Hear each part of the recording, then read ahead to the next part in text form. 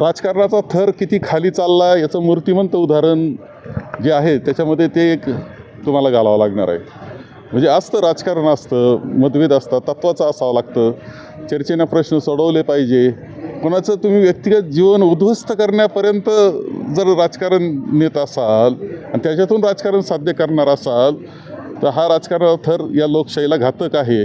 माझं मत असं आहे की हे प्रकरण पुन्हा पुन्हा ज्या पद्धतीनं काढलं जातं आणि त्यातून काही म्हणजे त्यांच्यावर एक दहशत केली जाते कुटुंबावर. याच्यावर मला माहिती आहेत, कुटुंब आम्ही जवळून पाहिलेले आहेत.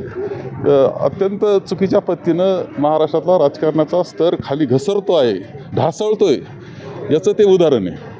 सरकारची आजची परिस्थिती अशी आहे की संजय निराधारचे सुद्धा रकमा जात नाही आहेत, कोणतं अनुदान जात नाही आहे, श्रावणबाळ योजनेचं नाही.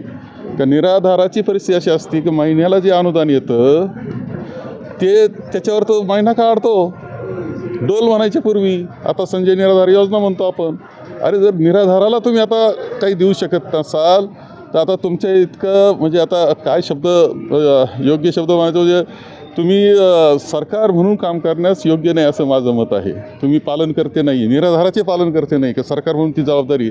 इथं तुम्ही आज स्वतःची अर्थव्यवस्था करून ठेवलेली आहे आणि आता सांगता की आता पैसे नाही, हे नाही, हे सांगण्याचा अधिकार त्यांना नाही.